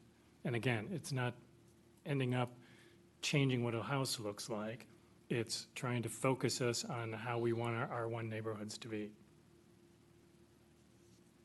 Yeah, because we keep going back to what we did in the central business district, but this is really the intent for R1, Or all of the Districts. R1s. Just R1, A, B, and C. you know. Yep. So, and I'm not sure we're not heavily involved with site plans on the R1 districts. Not a lot, but I mean, I think Mike's point is correct. If, let's say somebody comes in and says, we want to amend section 401 to add another land use type in our permitted or special uses. One of the things that the planning commission might consider is, well, let's go back and review our intent statement. What are we trying to accomplish with the zoning district? And if through that evaluation, you find that what they're proposing is not consistent with that intent statement, that is one of the considerations that you could use to say yes or no to something. No in that case. But if this statement is in the zoning ordinance, I'm still a little confused. It does not authorize a zoning administrator to say, no, you can't build 456 Maple. Correct. Right. It does not give her that authority, in my opinion. Okay, So then what benefit is it in exactly. Article 4? Well, as I said, so when you have requests But- for variances, requests for special uses, requests for PUDs, requests for zoning amendments, all of your approval standards go back to, they'll reference the intent and purpose of this ordinance, the intent of that district. That language is in zoning, and it's something that is always taken into account. So as you evaluate a development proposal in one of those districts, and yeah, you might not have very many, right? Because it's mostly built out. You might not have a lot of like large-scale PUDs coming forward that are in, R1A, R1B. But if you do have something, or if you have some other proposed change to your ordinance that significantly affects that district, this is something that the planning commission can use and developers can use to determine whether or not it's a good idea. But isn't part of the recodification making PUD a separate district? And you're Yeah, not but you're looking at the still- underlying zoning, so how does You're that, still looking at underlying zoning, and you're still, the previous zoning? yeah, but I mean, if someone proposes, and I gotta make sure I'm right on this, somebody proposes a PUD that's an R1A or R1B, the land use, if I recall correctly, is still going to be tied to the existing zoning, the underlying zoning. But- It's almost like an overlay in that sense. So the So- PUD actually becomes an overlay, as you say, it retains its uses of the previous zoning? That was one question I was hoping to get some clarity on. That original zoning district provides the basis for the PUD. It provides a starting point for the developer. So that carries over into the PUD. Yeah, so we don't want. Right. Because otherwise, the PUD is just gonna open up land use to anything, anywhere, for any reason, which obviously doesn't really make any sense. Right. And So we don't wanna do that. would that then also apply to the rezoning to the mobile home park, trailer park, to the underlying district? No, well, no. That's a whole, I mean, that's a whole separate thing that we don't Okay. Right. need to get into right now, but that's different. Because I'm just trying to appreciate the rezoning, because that's a whole new section. So I'm just trying to understand how these parts interact, Sure. and what carries, what doesn't carry, what obligations we currently have no longer exist. I don't, But to the specific issue we're addressing with the intent in R1, if the PUD would retain R1, then yes, I see the benefit. From the example provided, it seems like something like this could also be beneficial in the CBD.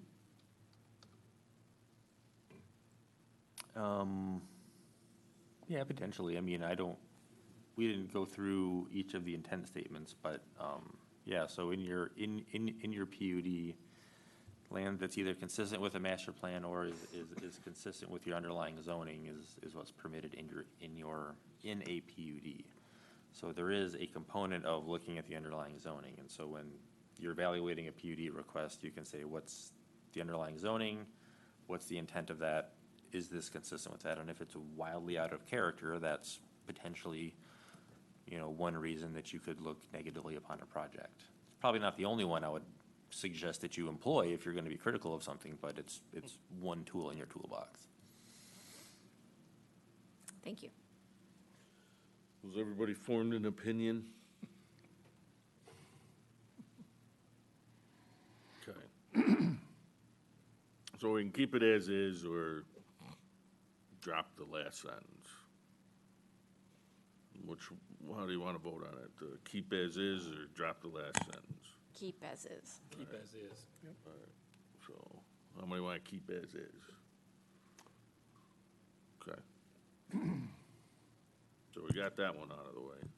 So we're just left with 5 and 6, and I think that's a game time decision. As it always is with height.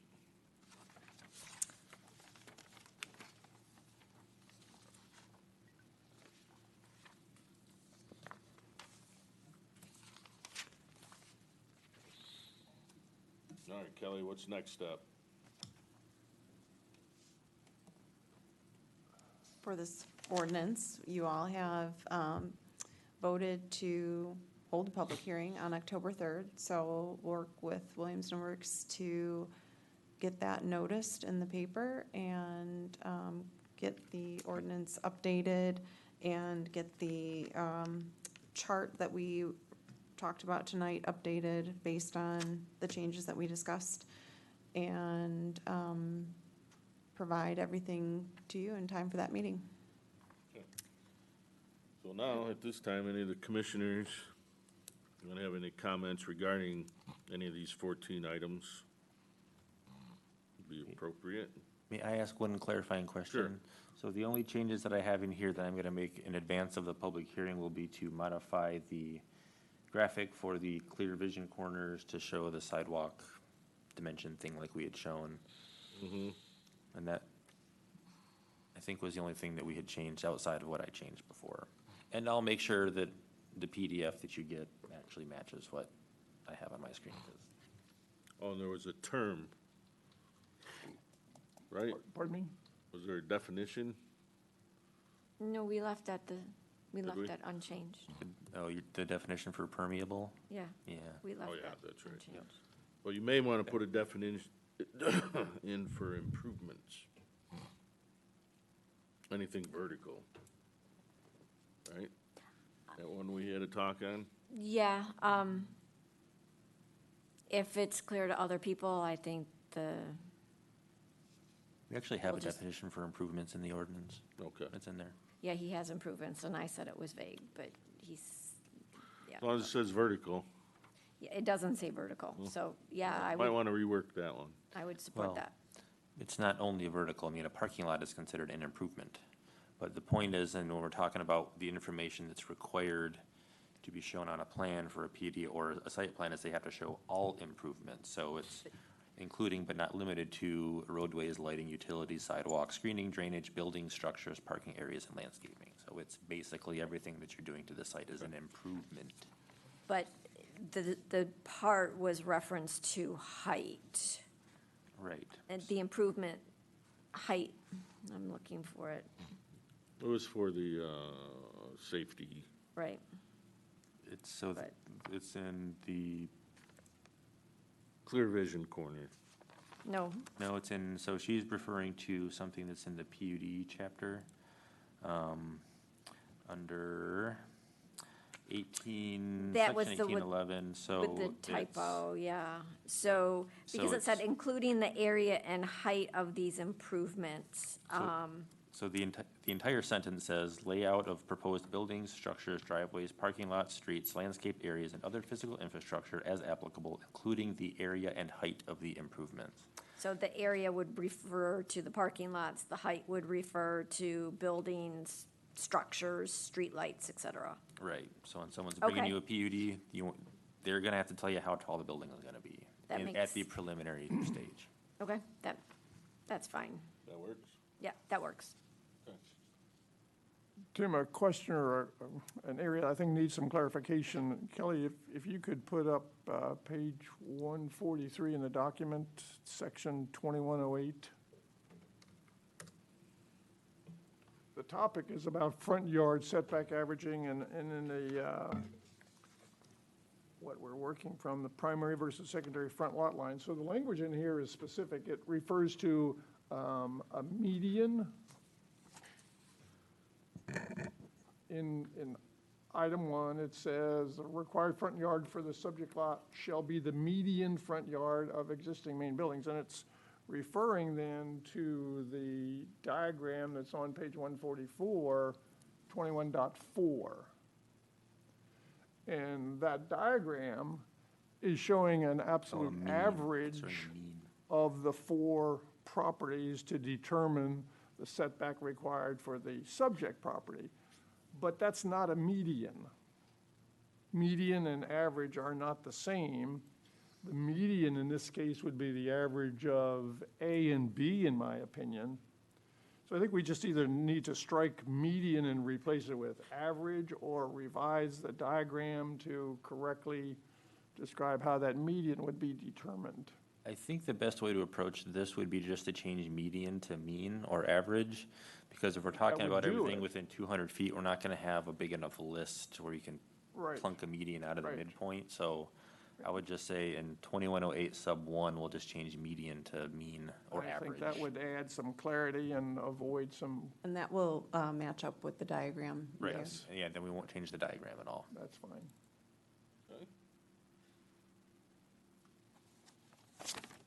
I have some comments on 2 of the topics. I was Or- gonna see, maybe we'll just go right around. Fine. Anything else from over here? That was, I think we've already touched on the other items that I had noted, so I think I'm good. I'm good. You're good. Clark? I think I'm good. We had one small issue, a meeting or two back, with regards to waterfront. There was one spot where it was still confusing. It was, we had changed years ago from a waterfront that the street is the front yard, because years ago, the waterfront used to be considered the front yard. And I think we had it cleaned up and everything. I think it seems to be good now in here. Like, there was just one spot that, okay, good. That was my questioning. I'm okay. Yeah. Yeah, so I'll start with something similar to what Bob did. For front yard setbacks, and especially for corner lots, first, in the current recodification, it changed how it was worded in the current zoning ordinance, and that had a 3-foot minimum setback only for the back and side yards. What section are you in, Mary? Never mind. 2106. I got it, thank you. And the way it was previously worded is that it had a 6-foot projection into the yard. It didn't really give a setback. And with it now, it's a 3-foot setback in all yards, back, front, and side. And I think that's a significant difference, because especially in R1A, you have a 15-foot, so it's looking at projections into the yard versus setbacks. In R1A, you have a 15-foot front yard setback. I'm sorry, you have a 15-foot front setback. And if you have and the way it's currently worded is you could only go 6 feet into the front yard for a projection, which gives you a 9-foot setback default. In R1B, you have a 25-foot setback, 6-foot projection, gives you a 19-foot setback. In R1C, because of the front yard setback only being 3 feet, it doesn't really work out. But for R1A and B, by having the minimum setback of 3 feet, you are significantly changing the minimum front yard setback. And that, I don't believe, is what was intended. And like I said, the way it's currently worded is it's a 3-foot only in the back and side yards, and that was changed for both back, side, and front yards. So that would need to be identified as a substantive change. And for corner lot, I remember 717 Kalamazoo, which is a corner lot, and if we do the primary and secondary, that would be lawfully non-conforming because it's conforming now, but if you look, again, looking at the districts, so currently R1A has a 15-foot, if you cut that in half, that's 7.5 foot, but a side yard is 5 feet. So you're actually giving the owner less property on which to build, because you're forcing 2.5 feet, 50% more than what the side yard would be. In R1B, it's 25 and 1/2 would be 12.5, but the current side yard setback, so if that secondary lot was a side yard, you'd only have a 8-foot setback. So you're decreasing by doing the primary and secondary as opposed to treating 1 yard like a side yard, which it really is more like. You're actually preventing them from building on some of their property. I think it's making it more difficult to build than less difficult to build. Having a secondary secondary setback versus treating the secondary front yard as a side yard. So the reason why we do that is because when we talk about accessory building placement or storage of stuff, a lot of times that'll say it's permitted in a side or rear yard. And so if we define the secondary front as a side, then we end up with a bunch of stuff that should be in a side yard that's basically right up against the street. And that's what the concern is. So by defining that as a secondary as a secondary front, it's not a side or a rear, so the things that you kind of don't want to see that you require to be in a side or rear yard are then prevented from being pushed up against the street, which is what we tend to have with those kind of situations, so. Okay, I'm just concerned that it makes the lot less buildable.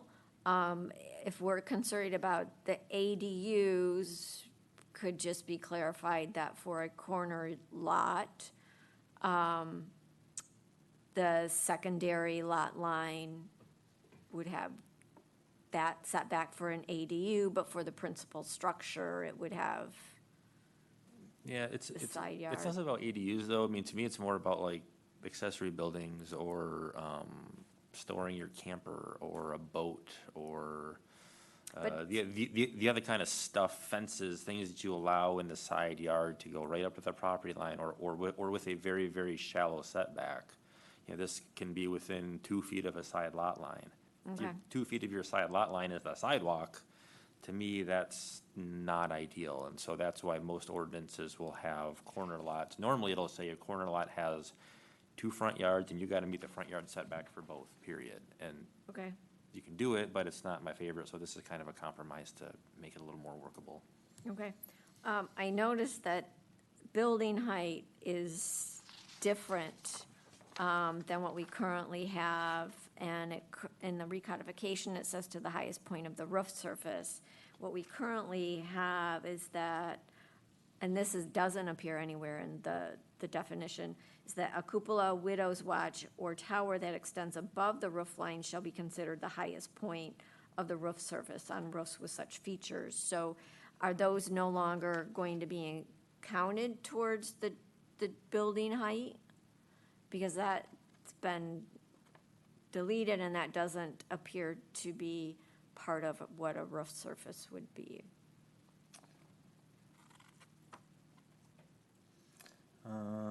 Let me double check.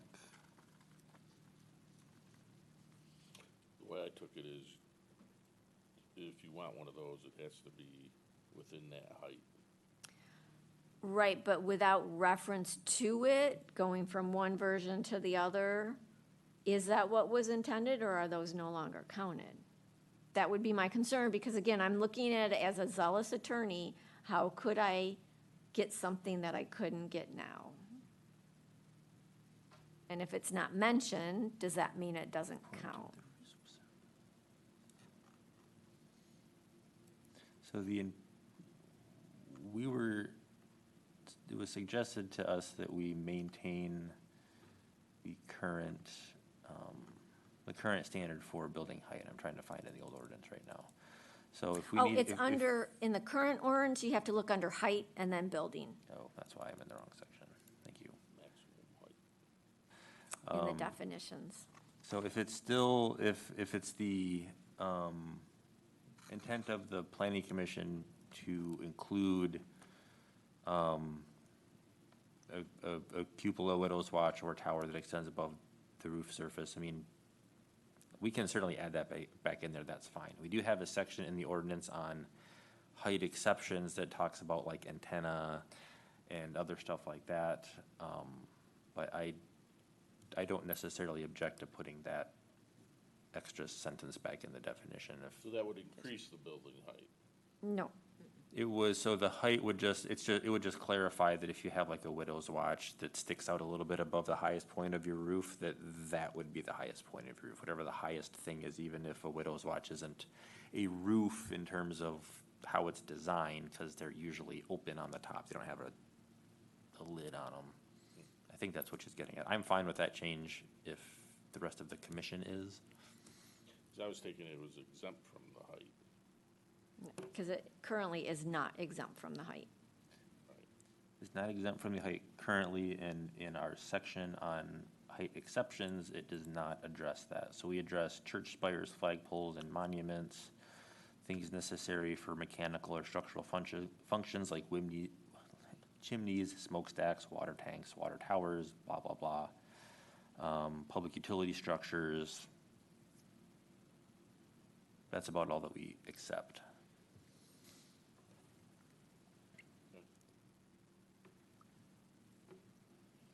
So do we need a consensus on re-adding that, reincorporating it? Or is it okay to reincorporate what is already there?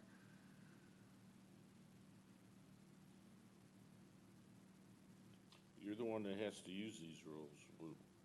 What's your thought? It doesn't bother me to have the language placed back in so that it's clear to the builders that those extra architectural features are the highest point that we're measuring. Done. Next.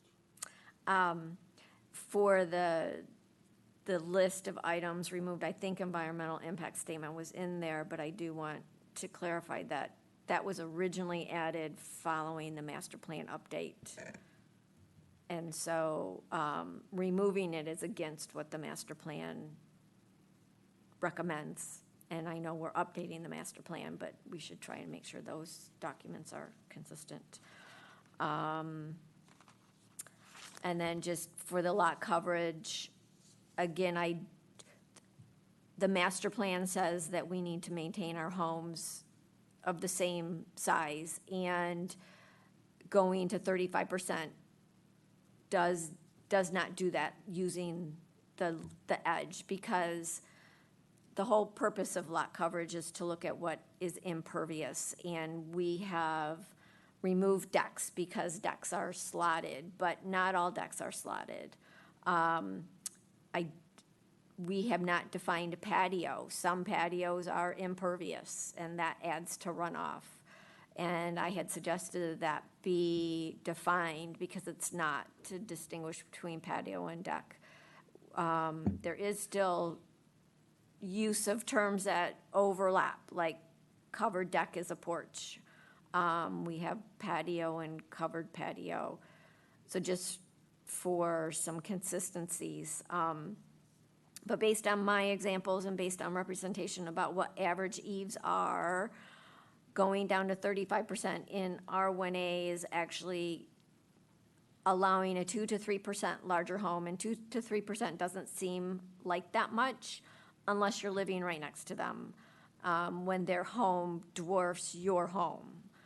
And again, it's inconsistent with what the master plan says of keeping home sizes and lot coverages consistent. And I've actually was talking with the city manager from another municipality, and they actually were measuring lot coverage by measuring walls, and they've gone to eave drip line because it's just easier to know. And I'm concerned that by going in this direction, we were going in this direction under the statement that, well, not all of the drawings have the width given for the eaves. And then I'm quite perplexed how we cannot have the width, the size of the eaves when we need to look at projections into the yard. So if we need those measurements to determine projections into the yard for setback, it's not clear why we cannot use them for lot coverage and leave it as is. I just feel like it's not going in the direction that the master plan would require. That's my comments. Sorry for being overzealous. So I will give an executive summary of my two comments, and then I will actually send an email with more detail to Kelly to share with you all and Andy. So on the lot coverage, beyond what Mary has already talked about, I think having lists of items that are in and out of lot coverage can still remain kind of an ambiguous thing. We've got some items that aren't defined in the definition, so there could be argument about that. It seems like the common theme is if you put a roof on it, it's part of lot coverage. So to me, a simple definition would be anything with a roof on it is going to be part of lot coverage, and you don't have to worry about if it's calling it a deck or a porch or a patio. That may not work. Maybe that's too simple. On the vested rights topic, I appreciate the fact that the majority of the commissioners voted to include the amended language into the ordinance. I, too, agree that the section, or Article 27 should be part of the proposed ordinance as well.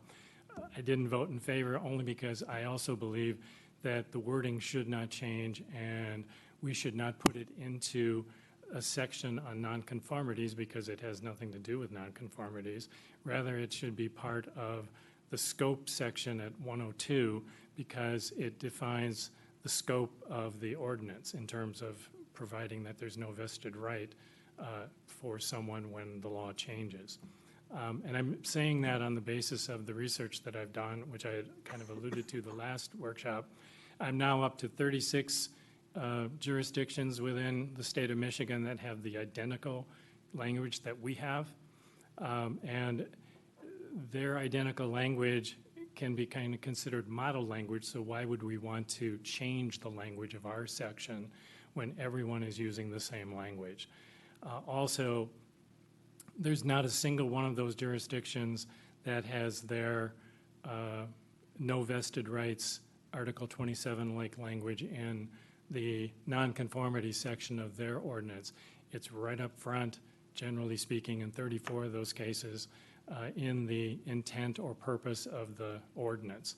2 of them kept it in the back like we have it now, sort of like, oh, and by the way, if you think you're going to get away with something, we're going to tell you that you can't. So I don't think it should be in the nonconformity section, and I don't think we should be playing around with the language because it appears to be model language. So I'll put more of that into the email, but that's those are the 2 things that I would like to see changed. Thank you. All right, anything? So the one comment I guess I would make on the vested rights thing is that we could move that into section 102, which is right up front. I wouldn't propose to change it only because I'm not going to recommend it. So your current city attorney said this is what you should use instead. So that's what we put in here, and that's what I would recommend using. And I'm not going to suggest that you go with something that's not consistent with his recommendation. Right. And that's fine. And, you know, I certainly am happy to take it up with them. All right. And just to be clear, everybody needs to realize this document is not going to be exactly perfect or exactly the way you want it, but we're going to have to come to a consensus to get it passed. So just make sure you're well read on the final document when it comes, and anything super glaring, obviously we want to look at, or any numbers that don't line up. Mr. Chairman, Yeah. I'm keeping a list of topics that we have discussed that we know we will want to amend into the ordinance later. And these are things like signs and short-term rentals and height in the central business district.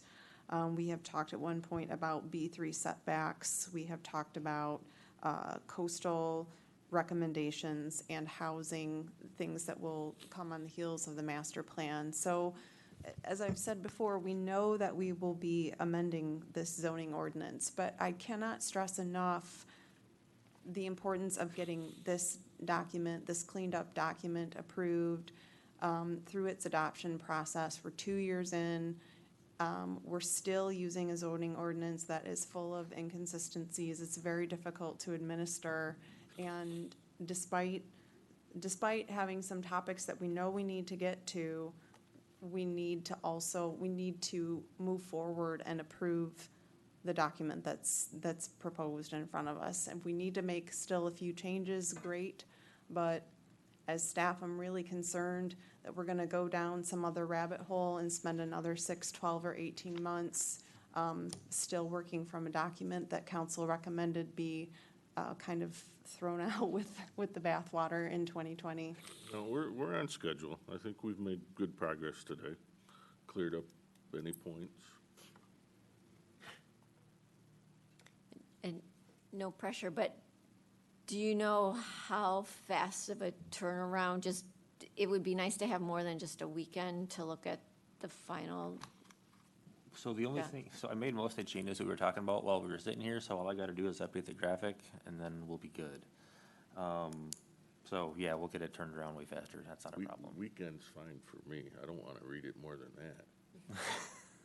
Well, it may just be I'm just joking with you, Mary. my weekends are not always available, so. All right. Yeah, we'll get this turned around quickly, and then for the hearing notice, we'll be working with Kelly to make sure that gets published in time for the October meeting, and knowing how Mr. Bloom likes his hearing notices, it's gonna be a doozy, so we'll be working on that. All right, very good. Is that it? Okay, gonna adjourn the meeting. So, I got a couple things for you though of interest. One, there are a couple communities in Michigan where they've taken the pilot house off of the ore boat and put it on a lot in town.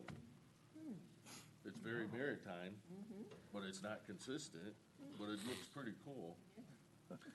And then the other one I'm gonna share with you is when I was on city council, we always did mayor exchanges, which was a council exchange with other communities, and Frankenmuth was one of the ones I went to. And it was the most interesting one of the whole time I was on council. We got there in July, bus pulls up to Bronner.